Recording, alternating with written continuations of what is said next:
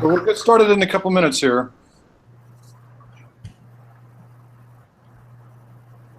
Frank, you're still there?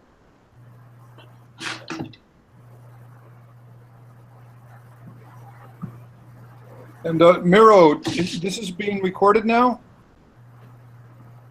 Yeah? Okay. Well, okay, I guess we'll go ahead and get started, and a few more people may join us. My name's Mark McCaffrey, and I helped found ECONGO, the Education, Communication, and Outreach NGO. And this is our second call that we've organized since we officially started. I will just give a little brief introduction, and then maybe we can talk more about the background and also the plans for the future later in the call. But basically, what we would hope to do today is share with you a little bit of my own background, and one of the first things we can do is go around. But I also want to introduce you to my friend here, a little dog named Maya, who we found on the side of the road recently, who is quite the terror in our life right now. Anyhow, she's keeping me busy. And so I'm based here in Hungary, and I think maybe we can just go around and introduce ourselves briefly, and then we'll have a chance to talk more later in this call. But I just wanted to thank you all for joining us today. Very briefly, Mark McCaffrey. I work at the University for Public Service, and I helped start ECONGO 7 months ago. So, Miro, could you introduce yourself, and then we'll just go down the line here.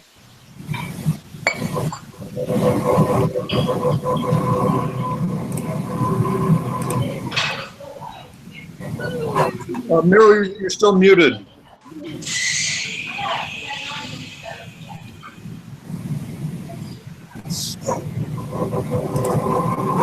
Is it unmuted now? Can you hear me? Yes, unmuted, yeah. Okay. So kind regards from Austria. My name is Miroslav Polzer. I'm the Executive Director of International Association for the Advancement of Innovative Approaches to Global Challenges. We are active in the field of multi-stakeholder engagement in Agenda 2030, and in particular in SDG 13, climate action, with a focus on youth. And we have also the Global Challenges Youth Music Initiative as our flagship initiative. So perhaps you have heard about our work already in the past. And I've been involved also with Mark in working on setting up ECONGO at COP22.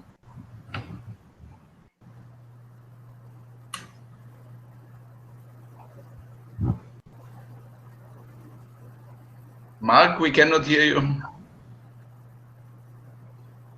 Yes, I was going to say, please mute yourself while you're not speaking, and then, of course, unmute yourself when you need to speak. Evans, could you give us a little bit of an intro?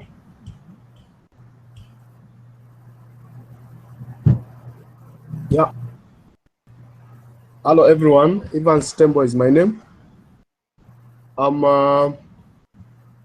I'm Chief Executive Officer for Imbaros, and I've been involved in climate change issues since 2009. I'm based in Zambia, but currently I'm studying at University of Kent in Belgium, finishing in September, then go back to Zambia to continue with my environmental and the climate change works. Yeah. Great, thank you. Frank Niepold?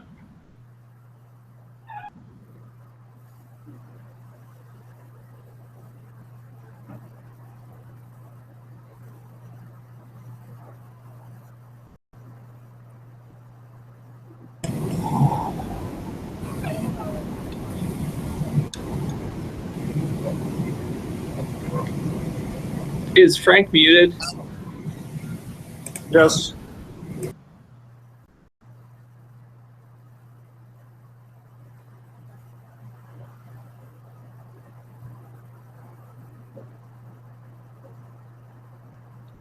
Uh,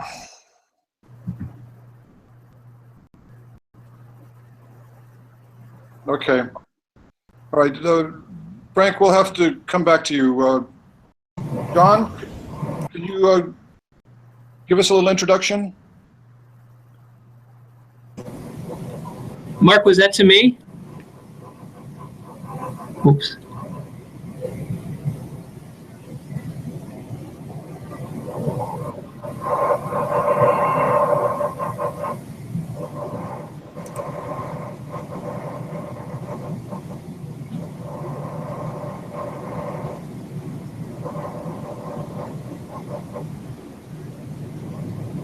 Okay, hi everybody. I'm sorry, I didn't know if you said John, and I hope you can hear me clearly. My name is John Anderson. I work at New England Aquarium in Boston, Massachusetts in the US. And I am involved in helping aquariums and zoos and other museums to train educators to help initiate and facilitate conversations about climate issues in ways that are engaging and inviting, and orient towards what citizens can do, what all of us can do to help move the world forward away from fossil fuels and towards much greater energy efficiency, and do it in ways that are supportive of people, society, and justice. Excellent. Thank you, John. Karina?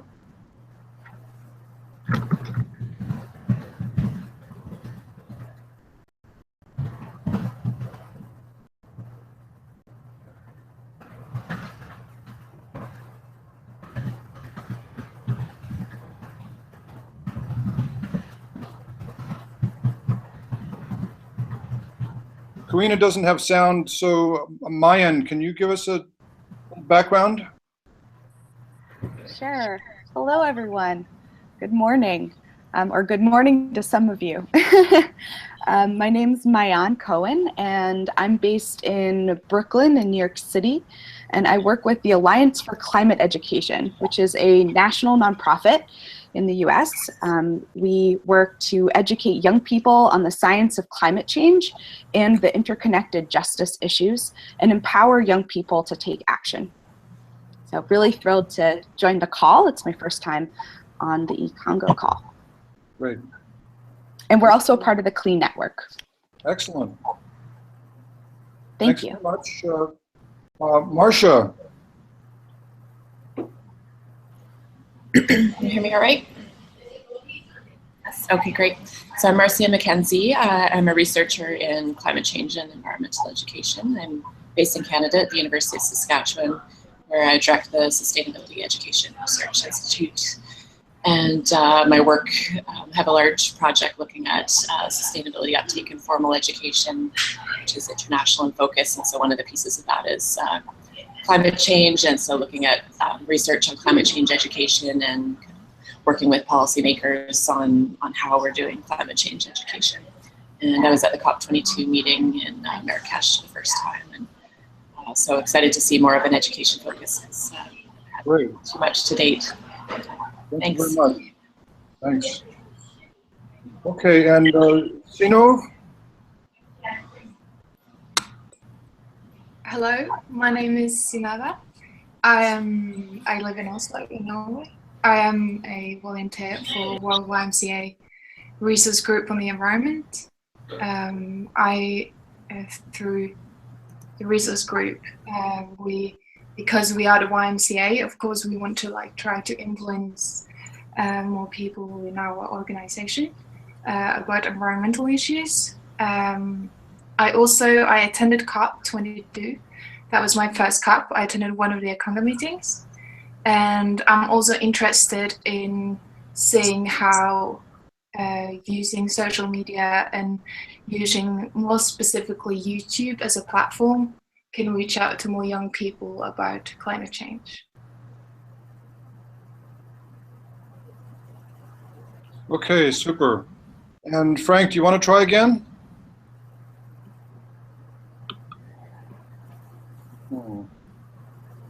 Yeah. It was working when you were on your phone, but maybe the microphone on your computer is turned off. I don't know. Okay, so listen, I'm going to paste the link to the Google document where we can keep notes on the meeting in the chat box there. And if you would go ahead and put your information into that Google Doc, we can keep track of who's at the meeting and what your affiliation is and so forth. And if you didn't get a chance to speak like Frank, maybe you can just give a little bit of a summary of your background and so forth. So let me say a little bit more about the background on this, because some of you have been here involved with ECONGO since the beginning or even before the beginning, but some of you are new. And very briefly, I was involved with helping start the Clean Network back in 2008 or so. And Frank and some others were at those first meetings. And I think one of the great things about Clean, the Climate Literacy Energy Awareness Network, is that we were able to have regular meetings, actually weekly meetings, with very few breaks in those years, and starting in 2008, just to share information and help develop ideas for increasing climate literacy. So the idea of ECONGO is to build on some of the best practices and strategies that we developed with Clean, but really take it to an international scale and look not just at formal education, but certainly other aspects of communication and outreach. So I had attended, shortly after moving here to Hungary a year and a half ago, I attended one of the climate meetings in Bonn, Germany, where it was one of the dialogues, I think it was the third dialogue on Article 6 of the convention, which has to do with education, training, and public access to information. And at that meeting, I was excited to meet some of the people from around the world, but there was no follow-up. There's no opportunity for people to stay in touch with each other. And I know that a few of them did just because they had known each other for many years. There was no mechanism, no network, or no network of networks to help sort of grow the community. And so I proposed to the UNFCCC Secretariat that a new constituency be formed after COP21. And eventually they did get back to me just before COP22 saying that they couldn't endorse a new constituency, but they were fine with a new community. And so I wasn't able to go to Marrakesh, but Miro and Johanna, who some of you know, were able to be there and help sort of wave the flag and launch the ECONGO community at COP22. So one of the things that we'd like to do here today is strategize for the upcoming dialogue, which is going to be happening in May of this year in Bonn, Germany. And then, of course, there'll be COP23 also in Germany in this coming November. So there's a couple of big events that we can start to be thinking about, and there may be other events that are coming up too. So before we get into the plans for providing input into this dialogue in May, which I think Evans has already started to put some notes together about that, I thought maybe we could just go around, and anybody that has some information about other upcoming meetings or relevant information that you'd like to share, maybe we could do that before we start to discuss how we can provide input to the UNFCCC Secretariat about the dialogue in May. And Miro, I know that you have an event coming up this coming Monday in Vienna, which I will be attending along with several other folks from here in Budapest.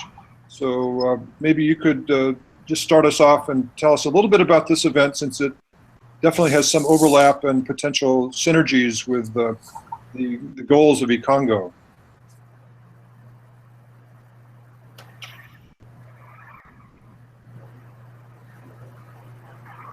So Miro, I think you're still muted. Yes, I've unmuted now. So can you hear me? Hello? Can you hear me? No, it's still muted. Hello, can you hear me? Yeah, we can hear you. Okay, it's good. So we are going to have a workshop on Monday at the United Nations office in Vienna. And the topic is youth empowerment for Agenda 2030 action through social entrepreneurship and digital social currencies.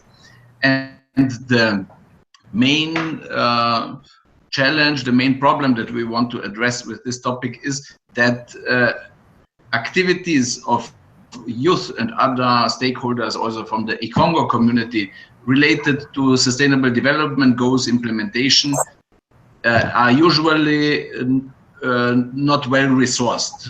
The market forces don't provide resources.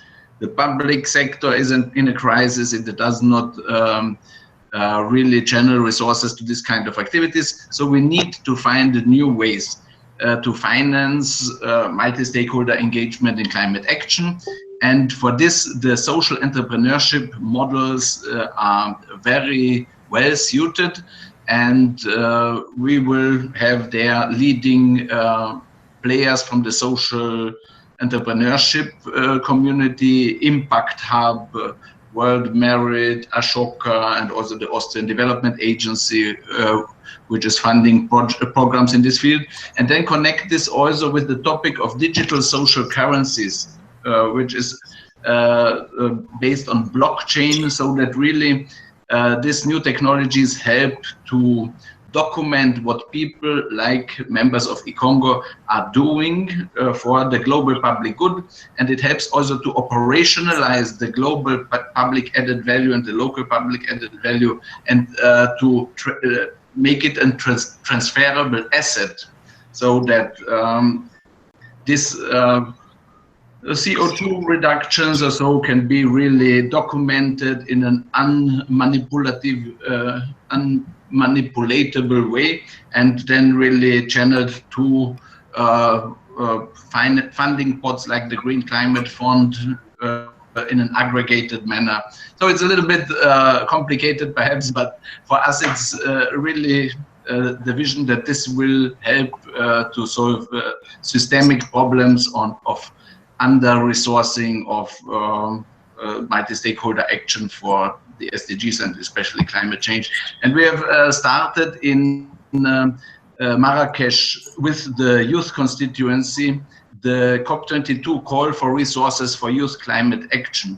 And this marketplace now and this social entrepreneurship in digital social currencies shall provide a transaction platform that really, when there would be an inflow of substantial resources, we need a transparent and efficient way to channel resources to the most effective activities on the ground.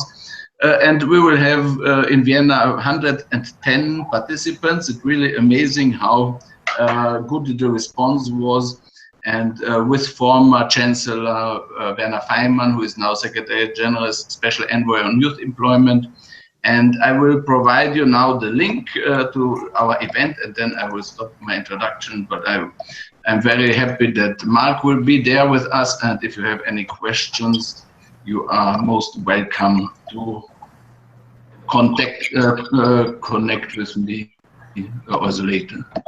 Great. So yes, Miro, you'll put some information up on the Google Doc page. Ah, yeah, okay, yes, that's also good. And do you anticipate that there will be any kind of outcomes or documents that come out of this meeting, so that those I don't expect that much outcome documents, but really project initiatives, because UNIDO is very much after it. They have the competence assigned for youth entrepreneurship capacity building in the United Nations system-wide action plan on youth.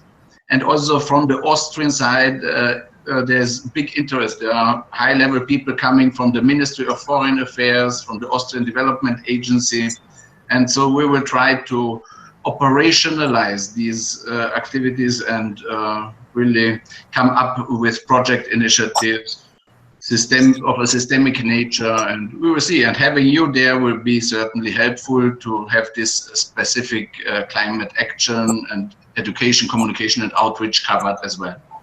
Okay, great. And I see that Max has joined us.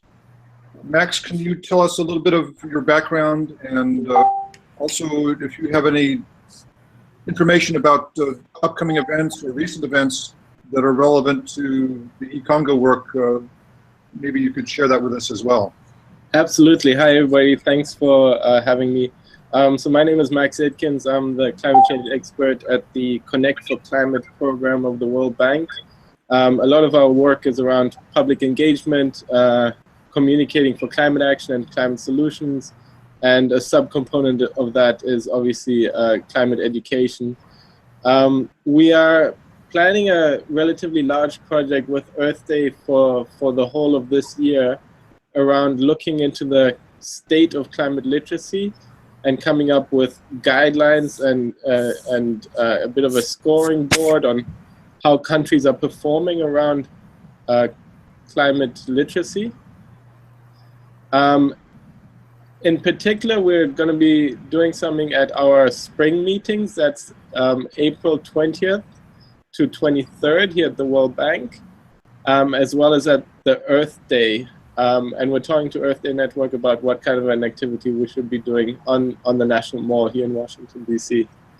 It'll be under the framework of their Climate Education Week, which happens annually. I think that's all for now. Can you say more about how you intend to go about measuring climate literacy of countries around the world? So we're just starting that research now, and we're doing basically the literature review, and we're proposing a methodology for review by experts, and would be really interested in getting your guys' opinions on that as well. Most of the research will be conducted through interviews with experts in the field in the countries, as well as mainly online kind of literature review work. Okay. So there won't be too much actually new data collection as such. Mm-hmm. So yeah, maybe we can talk offline about that, but you're probably familiar with the work that Wolfgang Lutz and his colleagues in Vienna have been doing around education and climate readiness. Yeah. Yeah. Great. Okay, excellent. So does anyone else have something to share at this point about recent or upcoming activities that are relevant to Congo?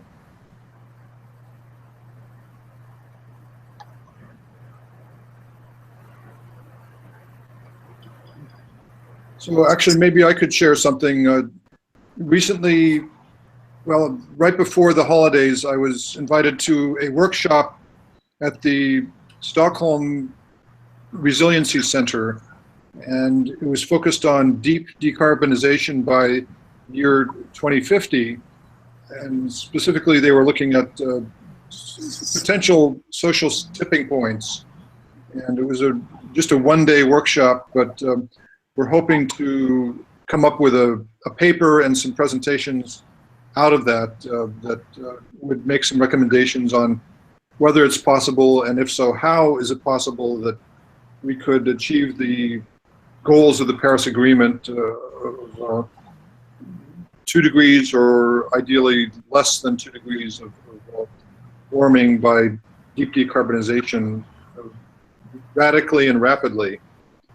So I have actually put together a abstract for EGU, the European Geoscience Union meeting in towards the end of April in Vienna, and I'd be happy to share that with any of you. It actually uses a powers of 10 scaling approach to population size, And in other words, if there's going to be 10 billion people on the planet by the year 2050, how do we try to look at the scaling over these different population sizes that could help us find the sweet spot in terms of being able to maximize the impact and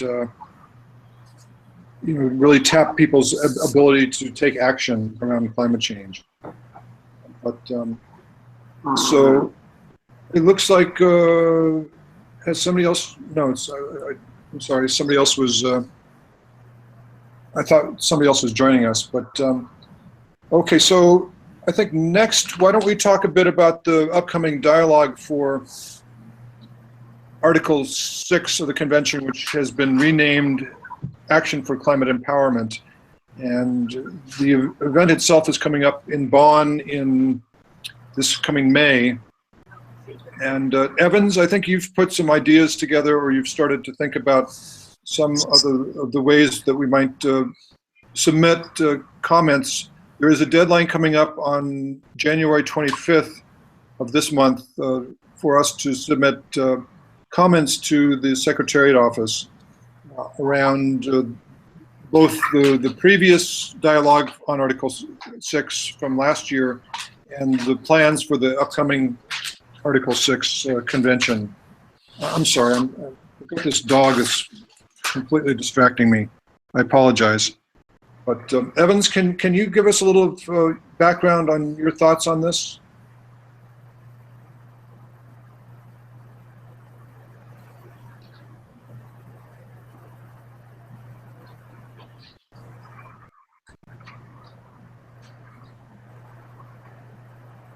No? Okay, I apologize. Evans, are you there? No? Okay. All right, Miro, I'm going to ask you to give us some commentary, or if you could share some thoughts on how we might respond to this opportunity for input about the upcoming dialogue. Yeah, I've tried to provide the link on this submission homepage of the United UNFCCC. Everybody can find the submission information, and as discussed with Adriana in Marrakesh, we can provide ideas for whom to include in the list of invited speakers and other aspects of this dialogue. And Mark, as you have mentioned, and we've spoken about also, that there's a need to consider education, communication, and outreach in the Green Climate Fund's governance and resource management. We could propose to have somebody from the Green Climate Fund to be there at the dialogue. And we have to put this together, and then we have to send it to the Secretariat. I have the email address to which we have to send it, because the link I have sent before is for member states and parties, so they have already their login data for the submission portal. But observers like us, we don't have this login information. We have to send it to the UNFCCC Secretariat directly, and then they upload it on the submissions portal and the dialogue portal. So whatever topic and focus we want to see the dialogue to have, and indirectly also the UNFCCC and the Marrakesh partnership for global climate change action, what we want to have there, we can put in some kind of wish list, and as ECONGO we have a stronger power there, and so people should hear from this ECONGO group should come up with topics and themes that they think would help the education and communication and outreach community and also climate action to be more effective. And then they will probably do the best to really consider and take up our proposals. That's for the 25th of January deadline. And then there are other submission opportunities now also open. One is about the modalities for intergovernmental meetings. I can try to find it now. And it's an in-session consultation where they have somebody. They've had already something a few years ago where they discuss how to best integrate non-governmental actors in the intergovernmental negotiations. And that's a crucial debate for ECONGO because, as we have discussed in Marrakesh, we want to be an innovative community and network of networks, really going beyond only those institutions and people who are accredited as observers, but really reaching out to all the whole community of education, communication, and outreach experts for climate change.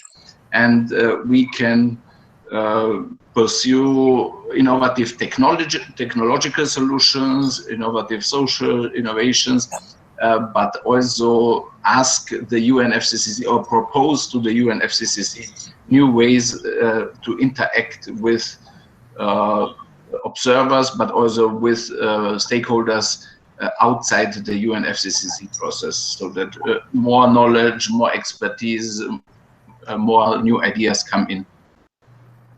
Great, thank you. So, have any of you attended one of these dialogues before? Maybe you can just wave your hand if you've attended one of the dialogues. Max, you've been there. Miro? I've been.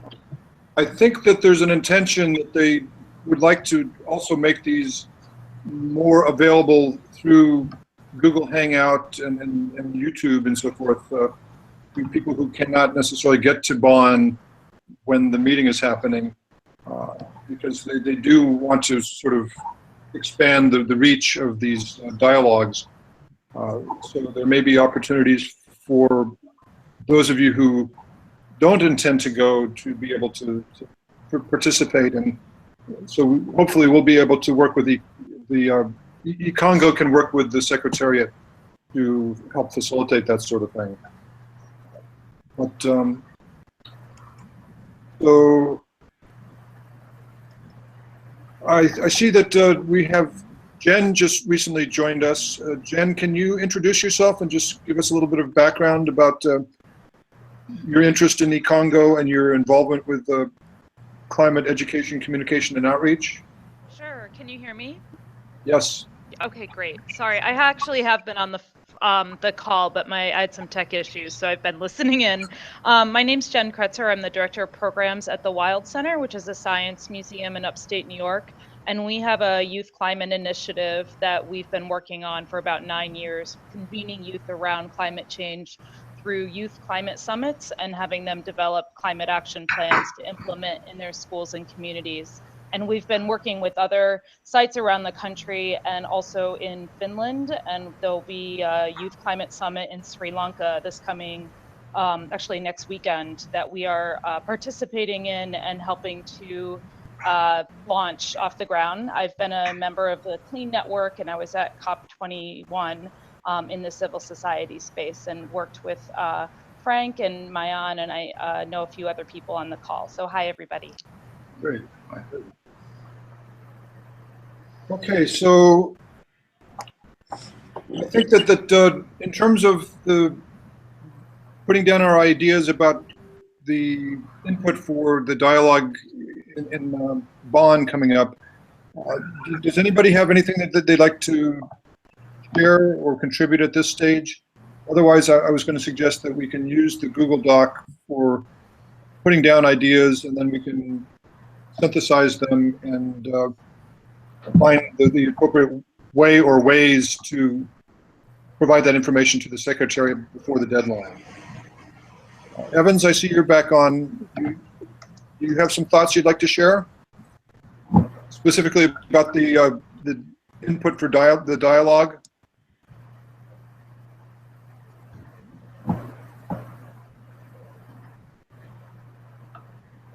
Okay, I guess not.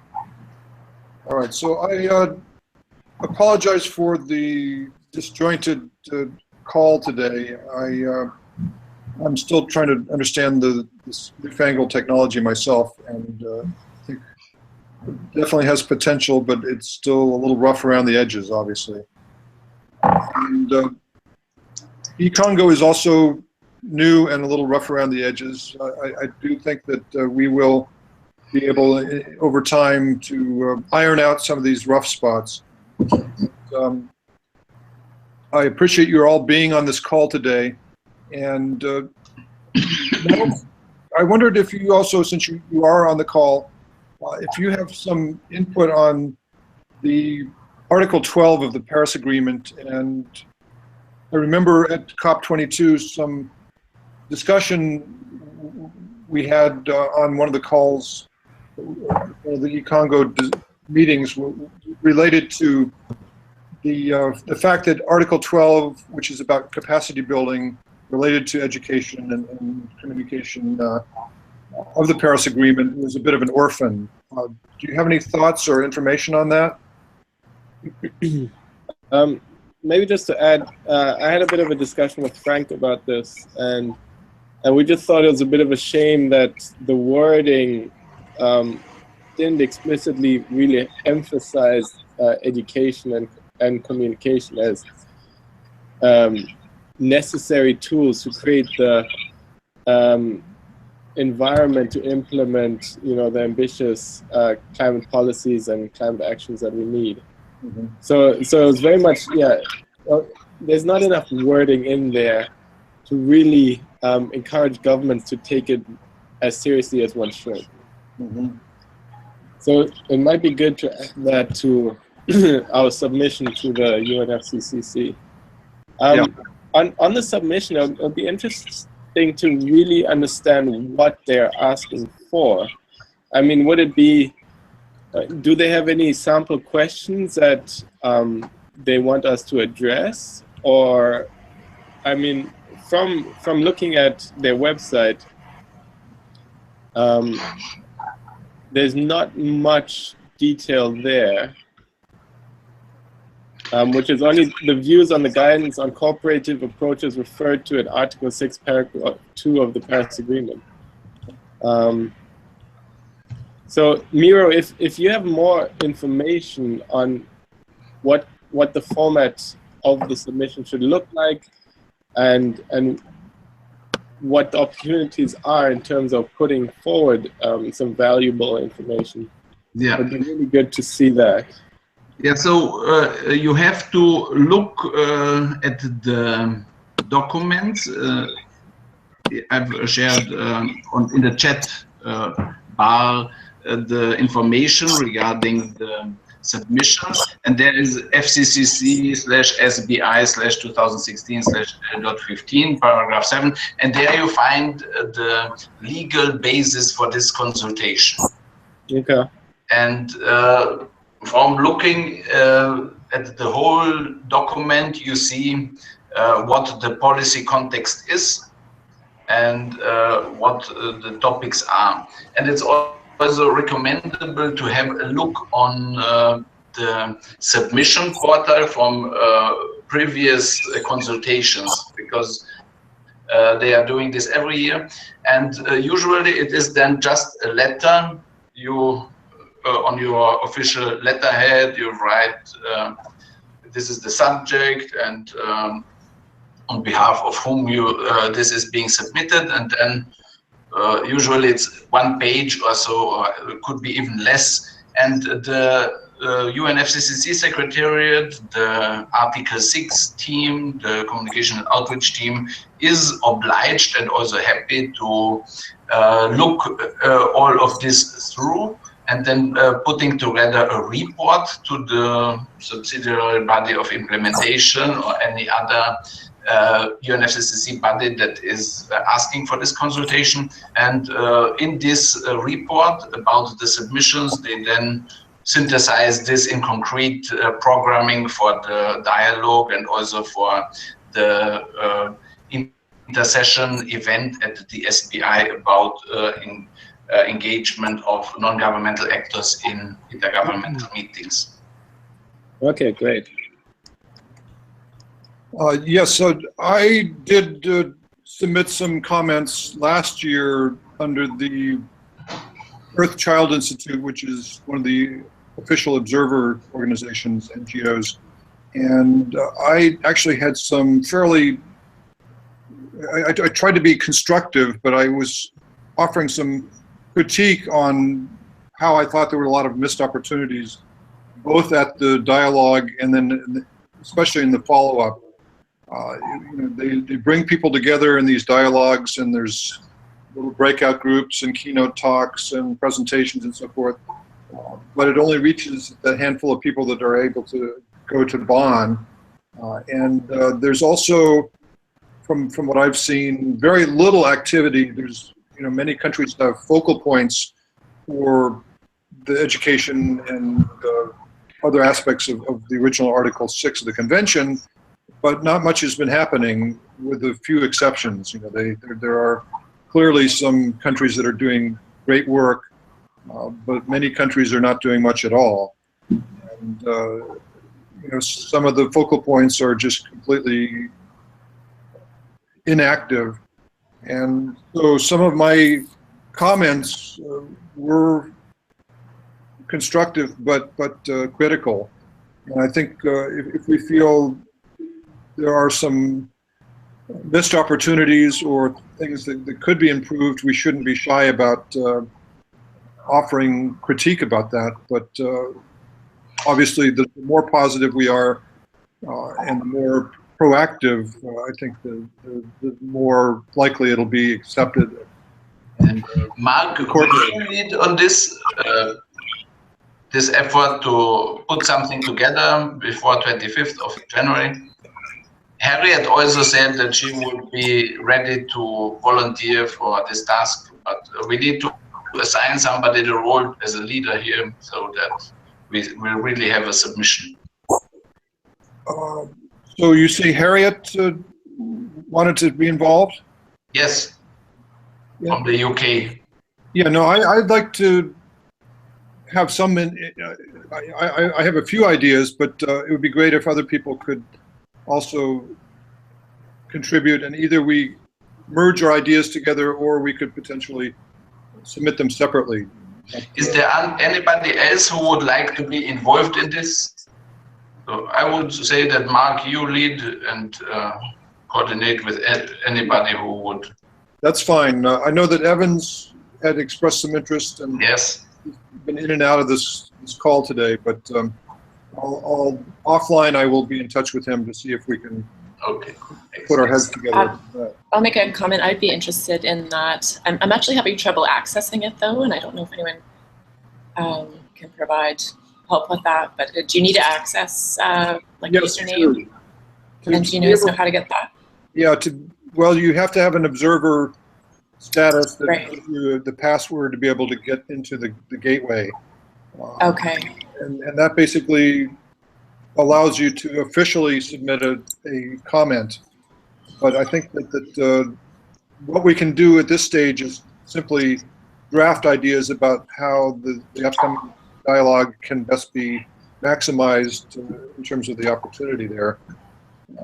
And is it possible to, because I can't actually even see the link for that one. I can see with the deadline of January 25th, I can see some of the other calls for submissions, but if there's some text that people can see when you click the link, can we post that in a doc so other people can see more detail on what's being requested? For the time being, I have only this what's here. Because when I click on the link, there comes only the main submission page with the login request. Right. Yeah, there's not much behind there, as I recall.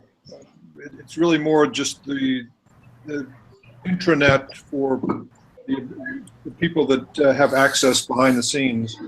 And there you can upload your comments.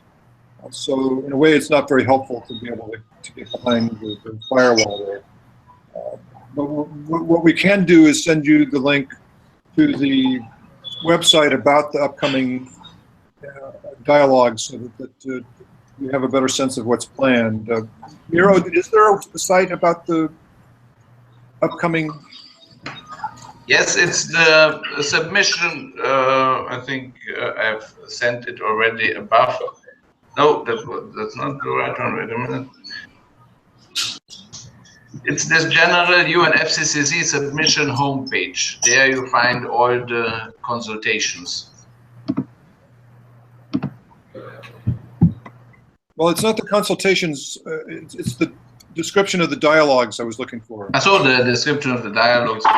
Let me see.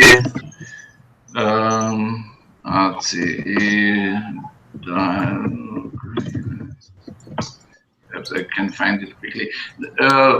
Yeah, that's this thing. But before we end, Mark, would you perhaps like also to share some of your thoughts regarding the Secretariat?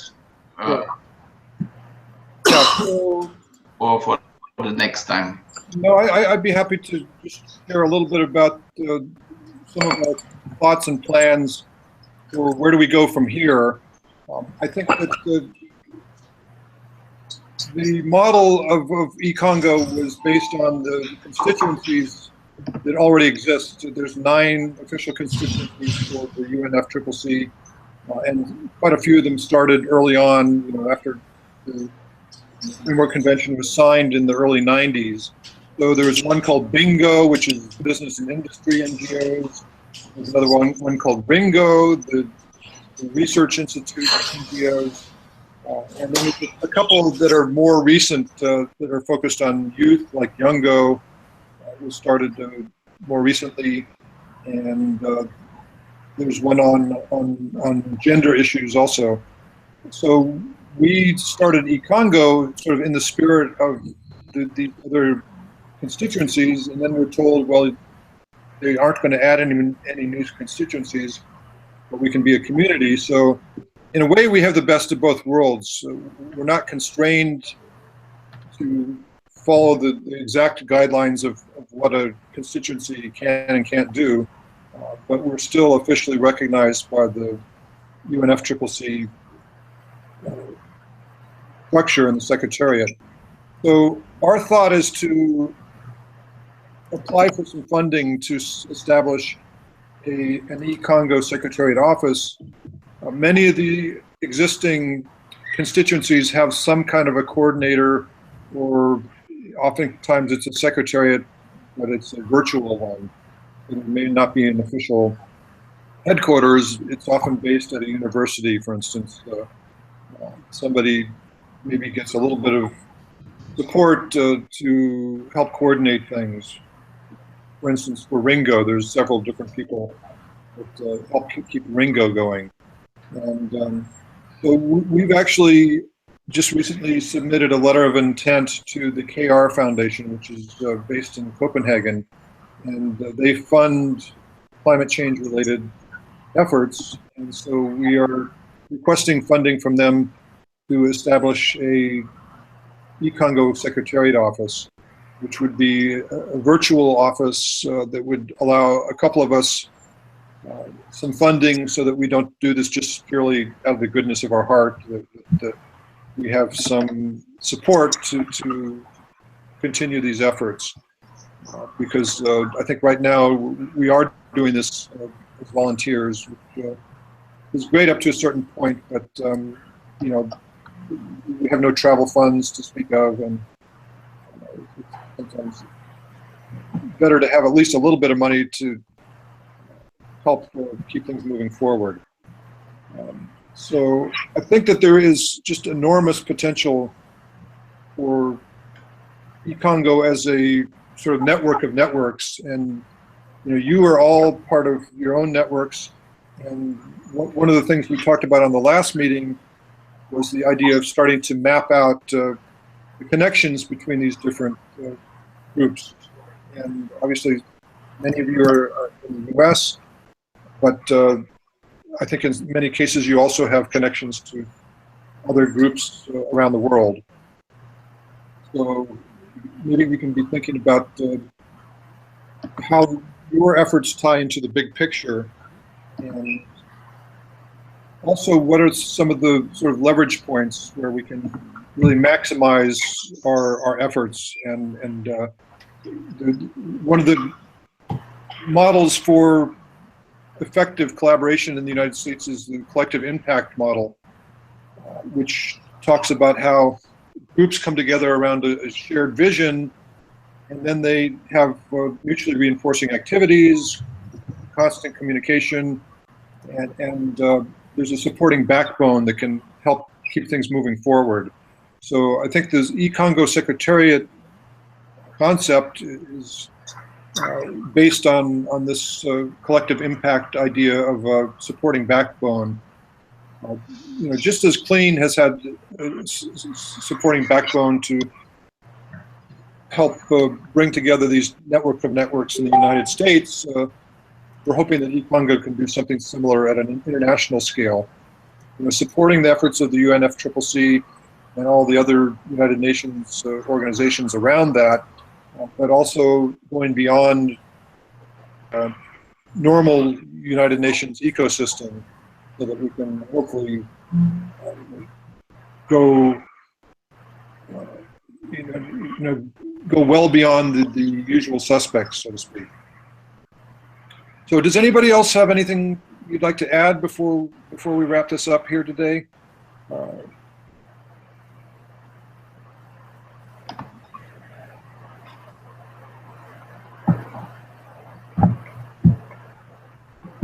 So thank you again. If you have any information you'd like to share on that Google Doc, please go ahead and add that information in there. And thank you, Miro, for putting the information up there about the dialogues. You can all take a look at that if you're not familiar with the dialogues for Article 6 of the Convention.